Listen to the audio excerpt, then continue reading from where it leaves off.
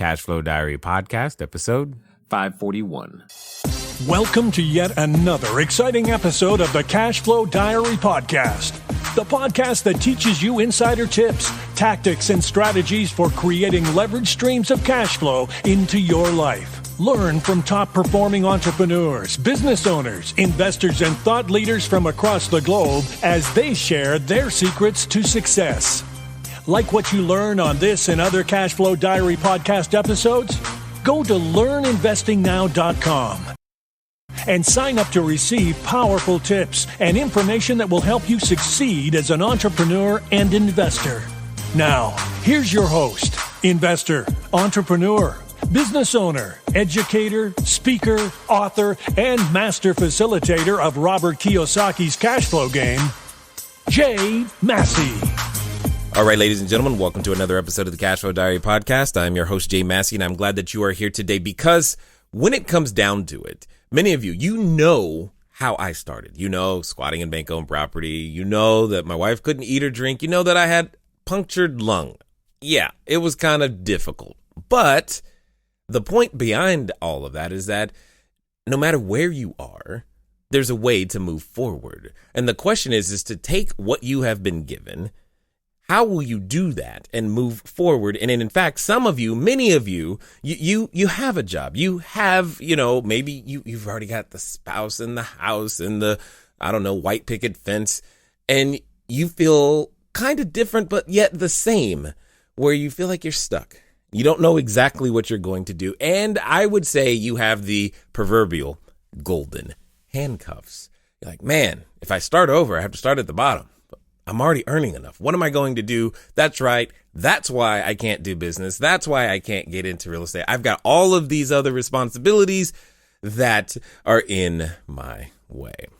Well, I believe that today's guest is going to give you a different perspective on your current reality, which could, and if you're open to it, will absolutely inspire you to take those next steps, move forward, and make something happen, because action, ladies and gentlemen, is where it's at, and that's exactly what we are going to be talking about today. And who do I mean by we? I am, of course, talking about none other than Ryan Narus. Now, you may know him from his podcast, Mobile Home Parks in Real Life. And yes, he likes mobile home parks, which means he also likes cash flow, but he also likes keeping it real, because I know that a number of you have heard, oh my God, those things are cash cows. They're absolutely easy.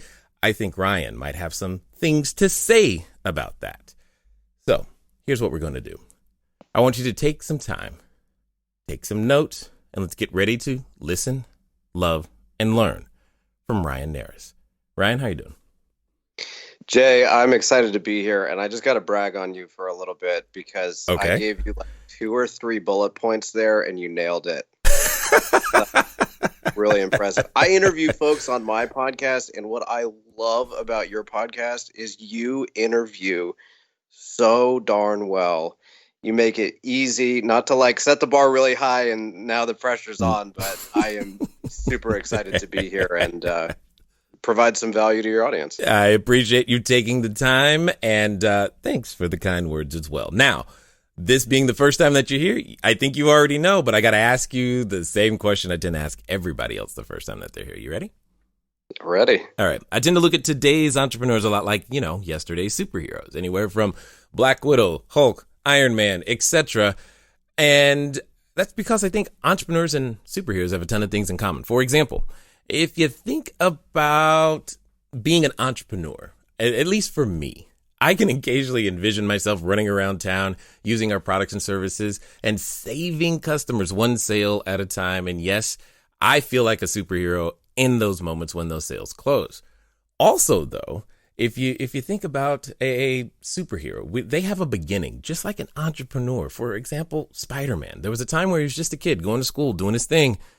And then, one day he gets bit by a spider, discovers he's got a superhuman ability, and now is presented with a choice to use this newfound talent for good or for evil. So my question to you is as follows. But before the number of deals that you have done, the $10 million, the $8 million, all of those things, before your podcast, before even the job that you had before graduating, Wake Forest University. Shout out to North Carolina. I'm pretty happy about that. And all of those things. Before all of those things, what we want to know is, who is Ryan Narus?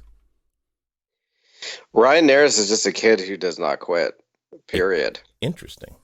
Okay. I'll give you a good for example. I know this is kind of silly, but a few days ago, I just reached 700 days in a row on my Duolingo app. So I am a boring, vanilla Irish Catholic kid who just refuses to quit. I get what I want because I show up and do a little bit every single day. And it's been my dream to be able to speak Spanish fluently. And I said, you know what? I could go and spend a bunch of money on Rosetta Stone and go to all these classes, or I can have this little old free app called Duolingo, who are not paying me, by the way. This is bona fide word of mouth advertising. I said, you know what? 15 minutes a day on insane mode, 700 days in a row.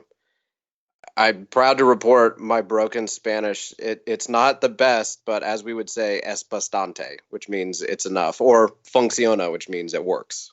Got it. Yeah, I speak all down to one thing. It's I show up every single day and do a little bit every day. And that's actually something I want to talk about in just a second. What I want to know, though, is where does that come from? Because, see, we're all given certain things. I'm going to assume, I'm suspecting that there was a reason that you learned to be that way, and I want to know where that came from. You know, I wish I had a good answer for that. So I sat down with my father not long ago, a couple years ago, and I said, Dad, thank you. Thank you for giving me my education, for raising me in an environment where I had the ability to learn and get my education. You gave me everything I needed to succeed. Thank you. And to my surprise, my dad didn't say you are welcome. My dad said, in so many words, well, what do you want me to say here? I was like, that's a bizarre thing to say. Dad, why aren't you accepting of this compliment? Right. And he said, Ryan, I don't know what it was, but you were a relatively lazy kid. You didn't really care that much about school until you hit about 9th or 10th grade. And then for some reason you got home one day and you just said, I'm getting into Wake Forest University. And I didn't have to do anything but get out of your way after that. And ever since then, you just had this fire under you. And I can't take credit for that at all. And my brother, he basically used that to pivot and go, well, you should do the same thing for your brother. Whatever you did for yourself, go do for your brother. So, Jay, I don't know if I have an answer to that. I think I was extraordinarily lucky for where I was born and the genetics I was born with. And I can't say it's because my father sent me to Catholic school growing up, because my brother was there too. I can't say it was this, that, or the other thing, because my brother grew up in a very similar scenario. And my brother is very comfortable with corporate life and educated as well. Proud of him. But he just doesn't have the same fire that I do. And that's okay. I'm not saying that to pick on him. I just don't. I wish I had an answer for you, but I think for whatever reason, I just one day woke up with a chip on my shoulder, and no matter what I do, it won't go away, and I'm glad it's there. Well, yeah, and that's exactly where I was going with that, is that oftentimes there are events that happen to people in life, and the same events can happen to the same person, and yet two different people will respond completely differently. And that's the thing. That's the moment where something inside of you said enough, at least at that stage. And you're like, this is now where I'm going to head. Now, I am also curious, not just because, I mean, Chris Paul, Tim Duncan, Muggsy Bogues went there. I'm just curious, why did you choose Wake Forest? I mean, it's just one of those things. Like if my 11-year-old or 9-year-old came home today and said, all right, I'm going to this college, I'd be like, yo, how did you get to that decision? I mean, nothing against Wake Forest. I'm just curious as to how you figured that out so early. Well, speaking of which, Al-Farouq Aminu is in the Western Conference Finals right now, and he was at Wake when I was there. So sorry to any Golden State fans right now. I got to pull for Portland because my guy's on the team. But then again, I'm a Charlotte guy, so I got to pull for Mr. Curry as well because his dad Dell was a Hornet for a long time. But that now that you say that, I think a good equivalent is if I had that charcoal there, all it needed was the spark, the match to get it lit. And if I had to pick one moment, it was probably my freshman year of high school, and I'll go way back. My father is actually a professor at Wake Forest University, and we lived in Winston-Salem, North Carolina for a long time before we moved to Charlotte, where Wake has a satellite campus now. And my dad used to take me to the game, so I actually grew up watching Tim Duncan. One of my first memories was cheering in the Joel Coliseum for Tim Duncan, and we also went to the Greensboro Coliseum too before they switched over to the Joel Coliseum. But I always grew up a Wake Forest fan because my dad was a professor there. And when I hit ninth grade, so this is before the SAT changed, it was based on a 1600 scale. I got a 1050 on my PSATs in ninth grade. And I think that was probably, if I had to pick one moment, what was the spark? Well, the charcoal was already there. But the spark was probably that I had dreamed of going to Wake Forest University my entire life. And the first time I took a practice SAT, my PSAT, I got a 1050. And the average SAT score for Wake Forest University at the time was 1320. So I wasn't even close. No. But I like this. Keep going. That was the moment. I went, I am staring down the barrel of not going to my dream school. Because I was on the campus all the time with my dad. I met a ton of professors when I was a kiddo, ran around the track on campus, and it was just my dream to go there. And in ninth grade, I guess it was probably my first biggest adversity that I ever felt in my life, where I went, oh my gosh, this is hopeless. I'm not even close.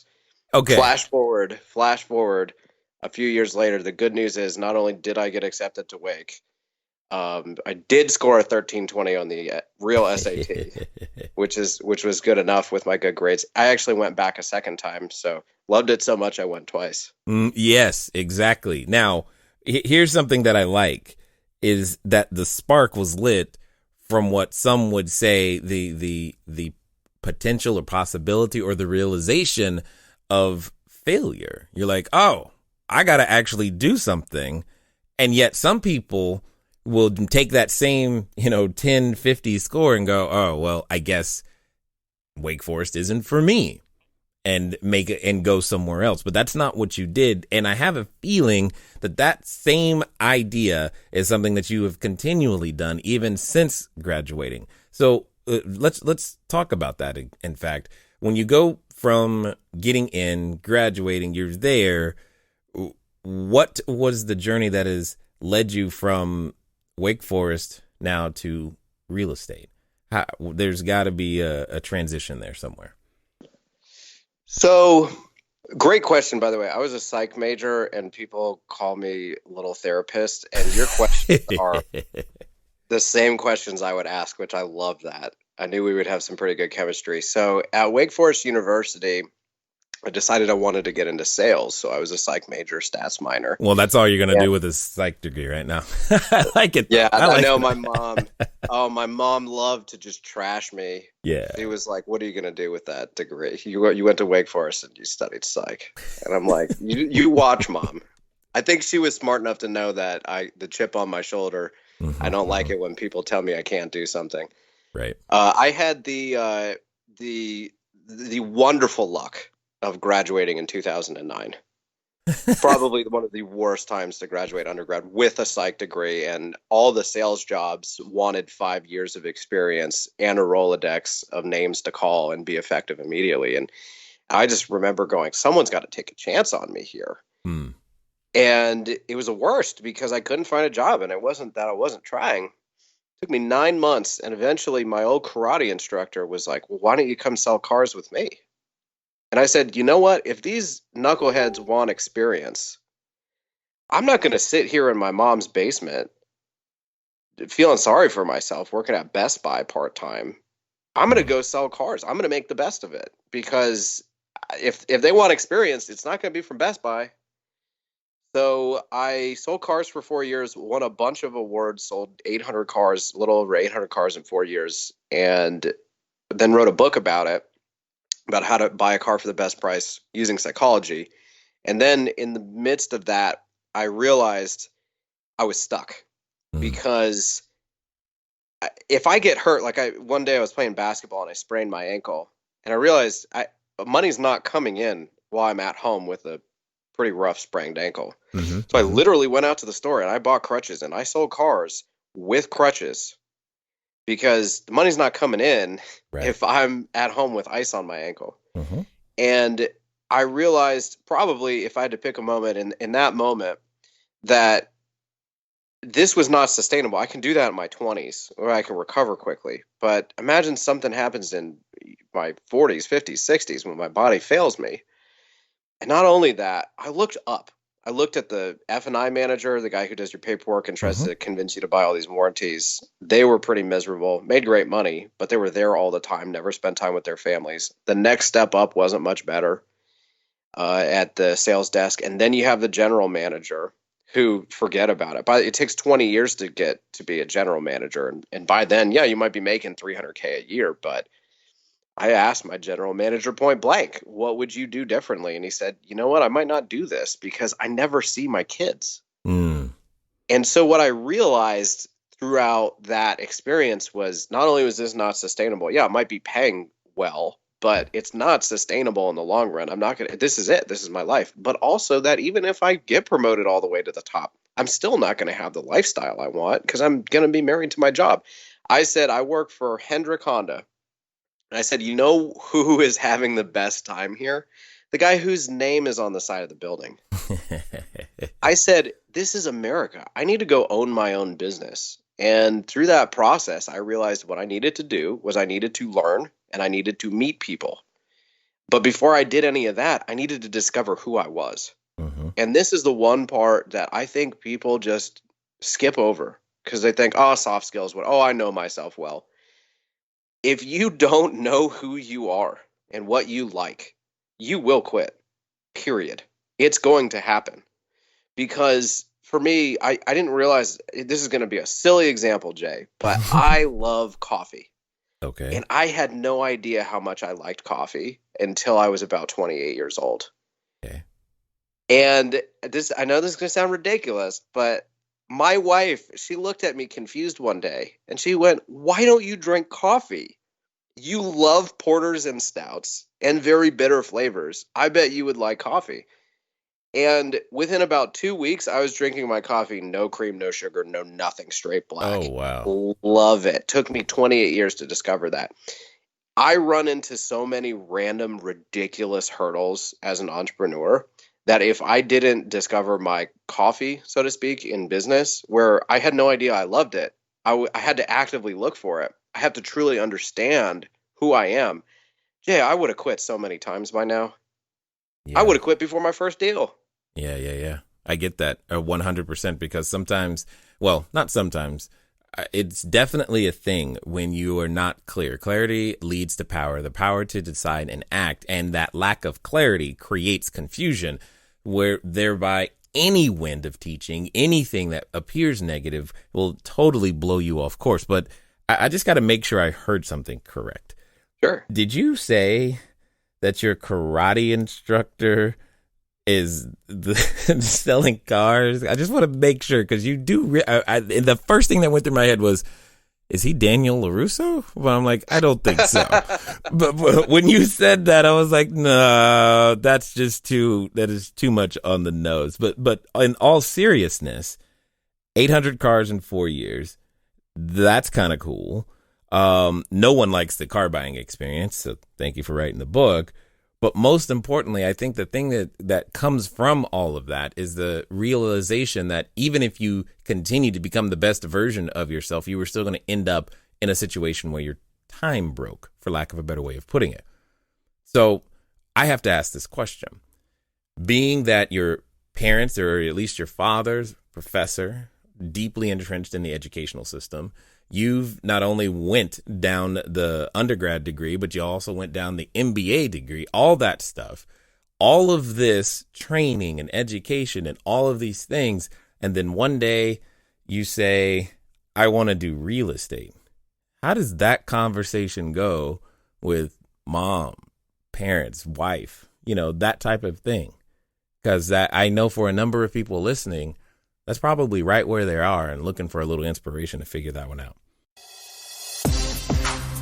Hey guys, thanks for listening as always, and I'm glad that you continue to support with each and every download and subscription and share. One of the things that I want to ask you, though, is where are you listening to me from right now? I know some of you, maybe you're on a treadmill, maybe you're washing dishes, maybe you're walking that dog, and some of you are actually in a vehicle driving right now.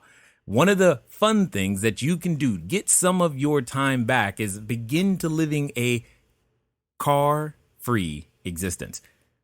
But even then, it can be a little complicated. So one of the things that I want you to do is I want you to go over to Zipcar. Go to joinzipcar.com/CashFlowDiary. It's a way that I am able to still go get a car just for a few hours, very, very simply, so that if I have a lot of errands to run and sheets to drop off and running to the short-term rentals, or if I just want to go for a long trip up to LA and back, etc., I can rent a car for a very, very short period of time.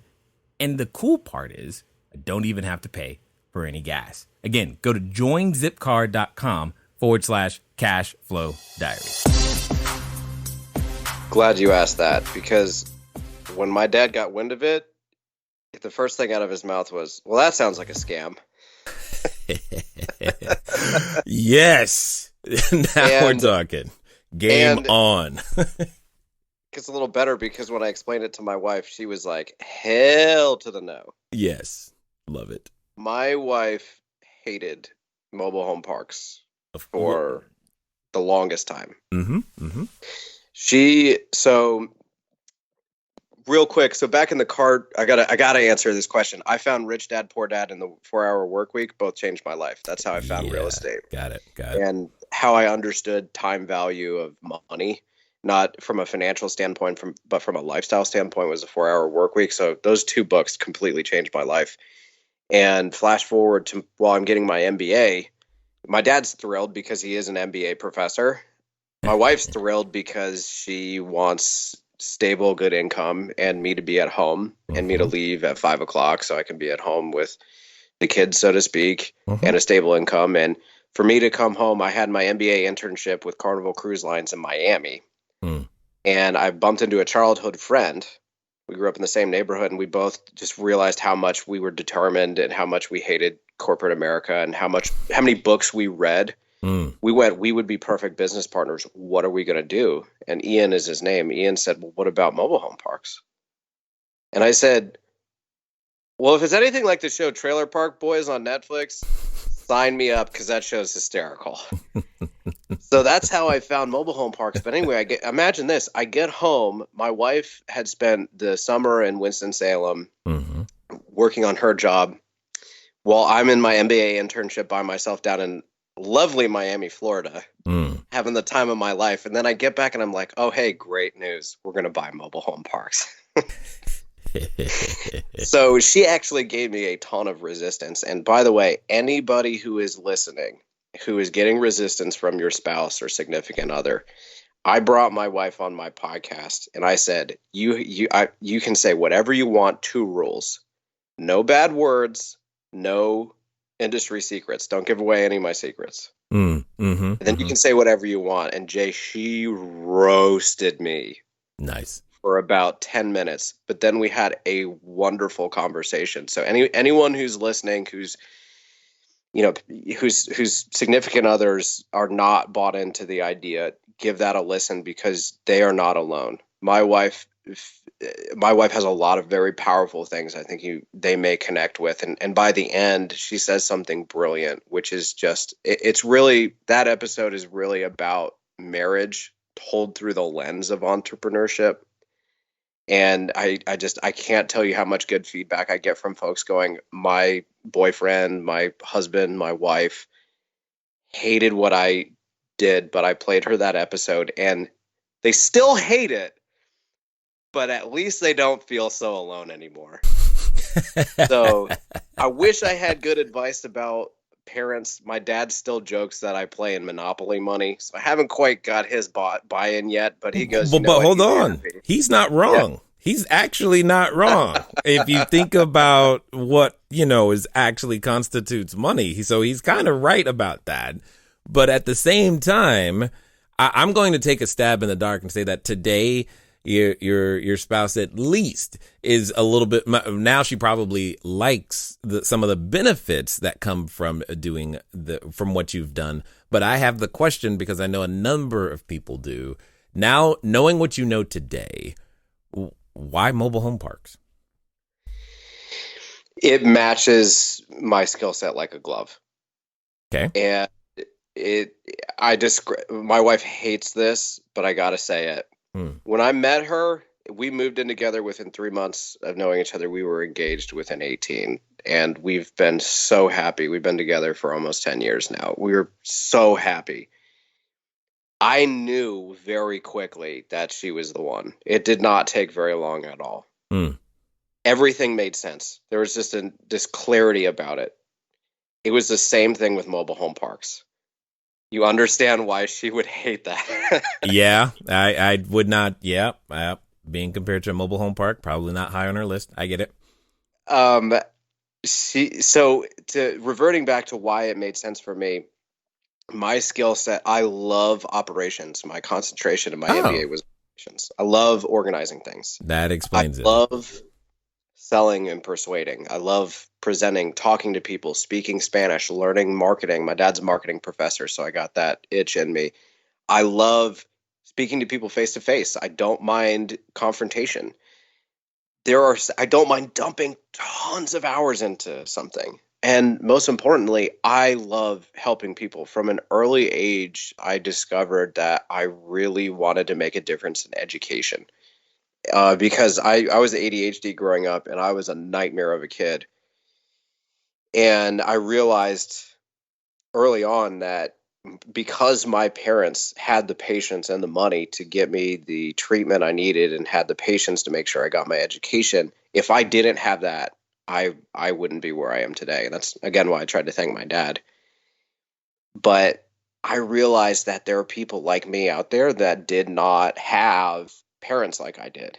Mm-hmm. And so what I've been able to do through my business is start a scholarship. So it's not a full scholarship yet. It's a partial scholarship, and we're going to build it out over the years. But to wake up every day when I have a bad day and know that I am helping kids go to school and afford the ability to go to school, that to me helps me wake up every single morning. And I couldn't do that in self-storage to the same degree, right? Or retail or somewhere else. It had to be affordable housing. Okay, hold on. I know someone's listening right now, and if they had the opportunity, there was like a record scratch that just wanted. And they're like, "What do you mean? Why couldn't you do that with self storage? They make money. Why couldn't you do that with a different real estate strategy? What is it that you're specifically saying that mobile home parks allows you to do this that another strategy does not?" Sure. To be fair, yes, you could start a scholarship fund, but it's different when you're meeting people face to face, where you're speaking your broken Spanish to them. When you're on the property shaking their hand when they go, the last guy lived in New York City and never came down here. Mm-hmm. You, the owner of this property, are talking to me face to face. We also, by the way, partner up with PayLease, and if they pay online and they opt in, every time they pay online, it adds a positive note to their credit. So cool. In other words, I can look someone in the face and go, I'm going to keep the crime out. I'm going to keep this place safe. If you pay online, I'm going to help you build your credit, and I'm going to send your kids to college. All of that above that package is me making a difference within affordable housing. I could probably do the same thing in Section 8 or other realms of affordable housing, but when it comes to things like self-storage or retail, sure, I could do all of those things, but it's the value add that I bring to my ultimate customers, which are my tenants. Mm-hmm. It just fits like a glove. Agreed. And that's the part that I wanted to make sure that people heard, because that was the thing for me when we were primarily focused on affordable housing, et cetera, is being able to know that I was affecting the quality of life and allowing and enabling moms specifically and parents in general to be near the right school and not have to stress about will the AC work and will the heat work, or will it be safe, and do these guys care? And I like exactly that part of the story, because oftentimes when people are talking about mobile home parks, the only thing they have to say is, oh, it's easy, it's a cash cow, and you don't have to do anything. And I think you represent a completely different side of that. Couldn't agree more. I just got sick of the hype. That's mobile home parks in real life. I want people to get into this industry. I do. I want people like me to come in, start scholarships, help people financially as well, while being firm. It's not a charity. I'm not a non-for-profit, while being firm, but coming in understanding that your customer are not your investors, which I think a lot of people have wrong, especially if you have a fund. You have that pressure to place capital and you forget who your customer is, which is, if your residents are not paying, your investors are not happy. You make your investors happy with strong returns, and that comes from pumping your properties full of value. And that's not just improving the property, but not being afraid to shake people's hands face to face. And that's my big thing, because I've seen in the 4 years I've been doing mobile home parks, a lot of people rushing in from these big funds. I mean, John Oliver just had an episode where he roasted folks for doing exactly that. They go and take this training course and they think it's a coupon clipper. And, who pays at the end of the day for that?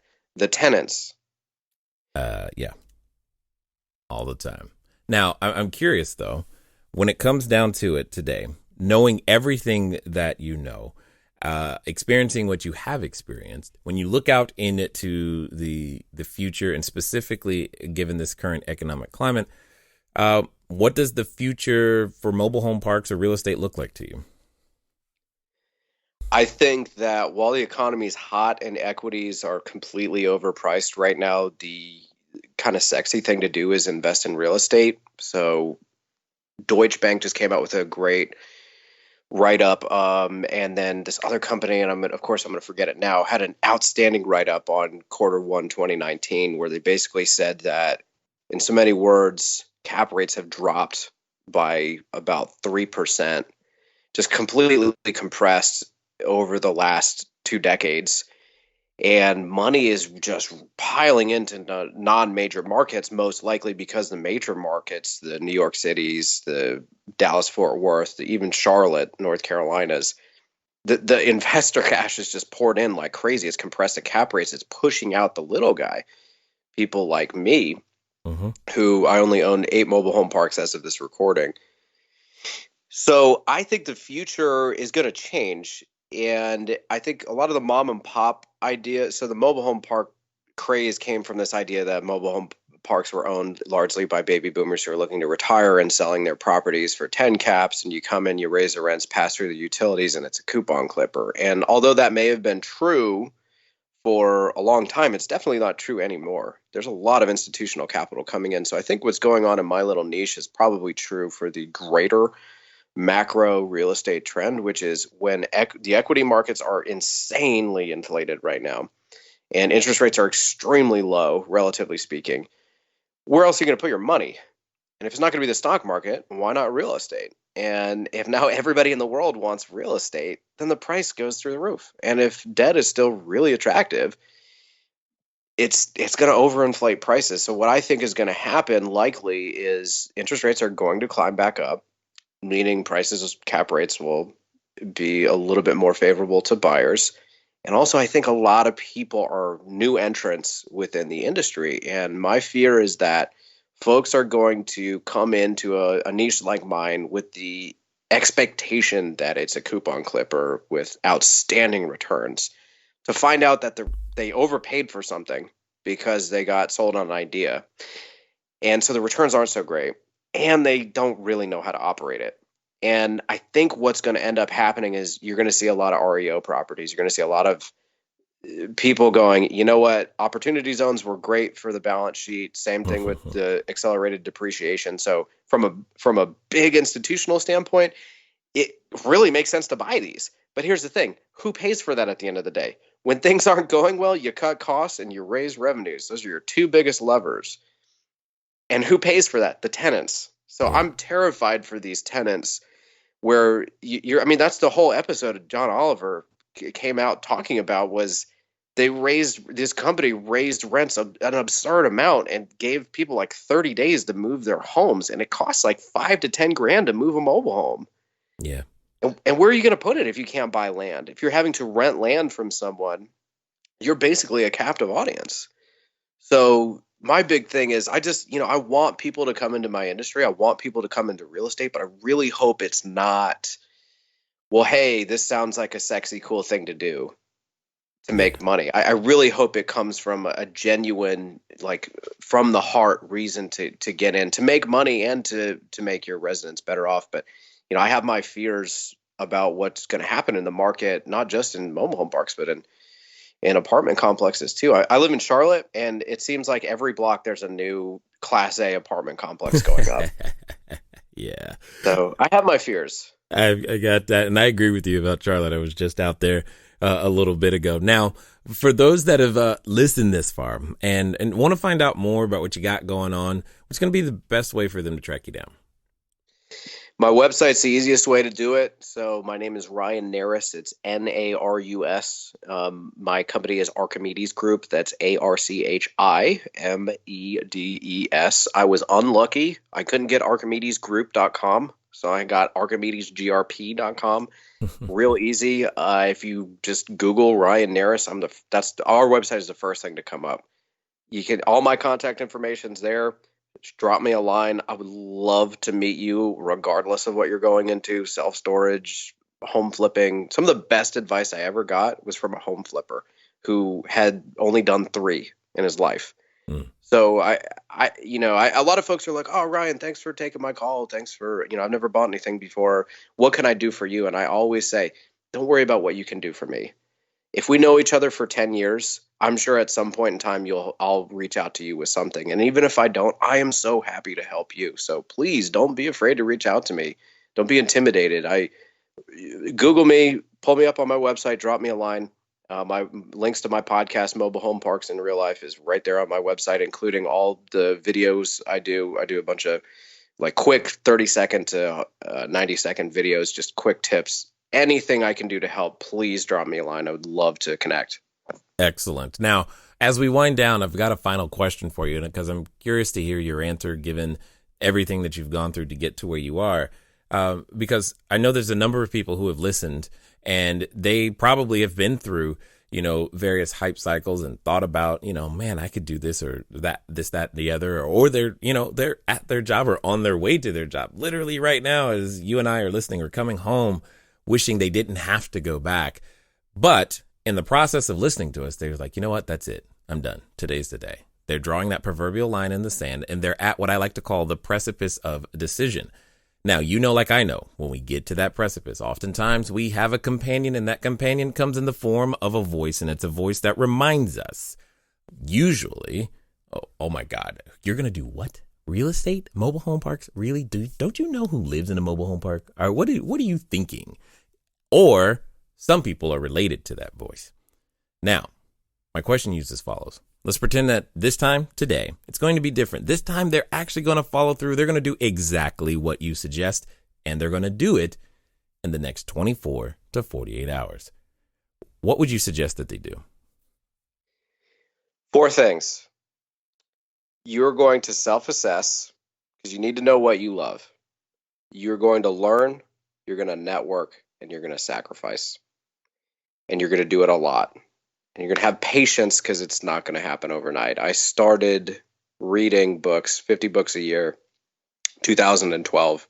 I didn't go full-time in my business until 2017. So it took 5 years to get to that point. And that's not even fair because I didn't really start in 2012.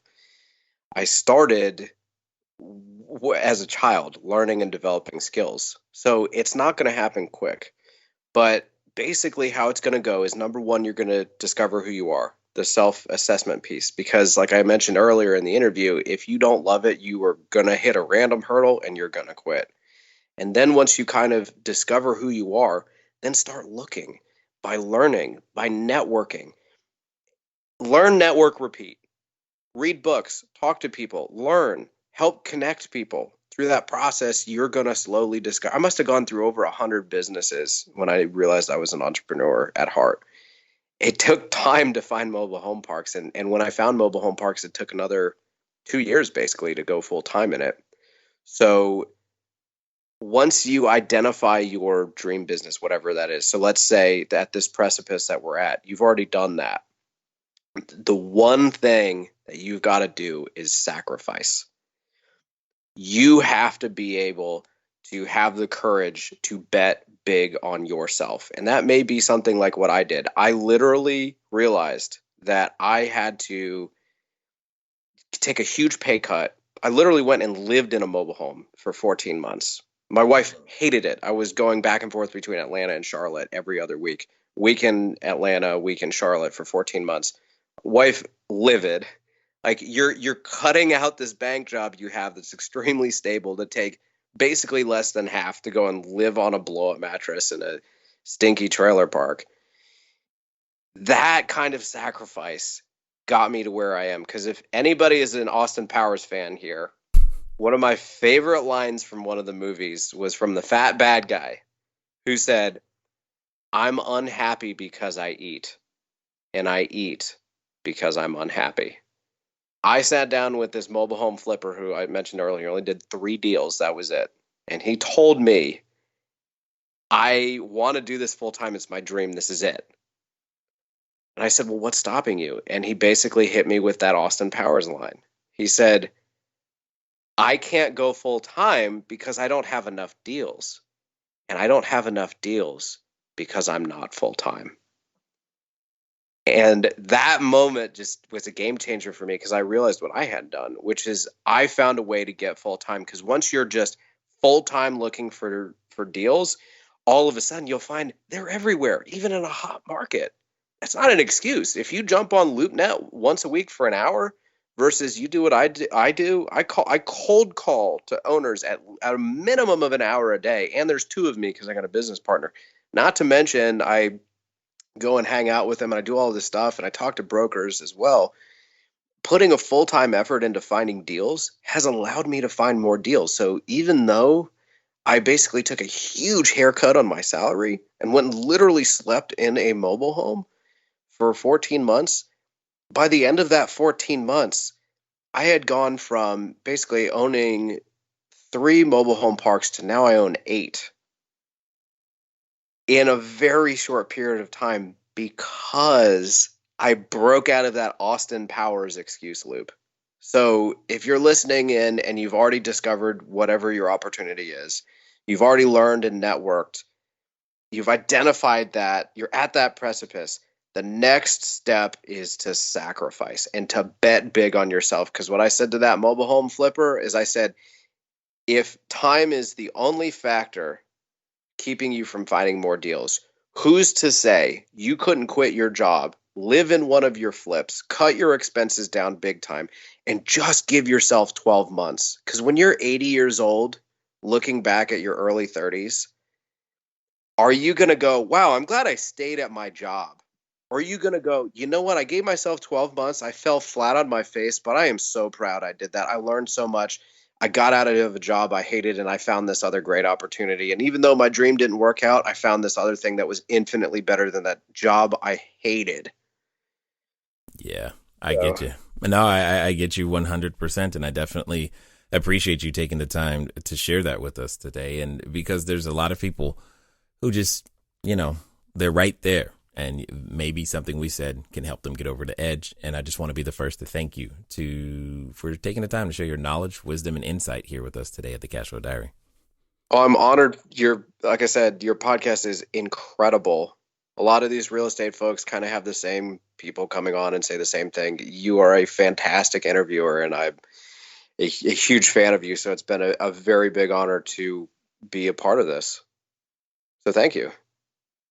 All right, ladies and gentlemen, you know what time it is. You know, it's time for you to move at the speed of instruction. What does that mean? Well, today that means look up Ryan. Why? Because he literally is asking you to look him up, talk to him, have some of those phone calls. Maybe you'll say something transformative, and so will he. And at the end of the day, a rising tide lifts all boats. And ladies and gentlemen, your boat won't get lifted until you put it in the ocean. So make it happen, because you can, because you should. And even if it's only because you want to. Ladies and gentlemen, it's been fun talking to you guys today. I look forward to talking to you soon. Until next time.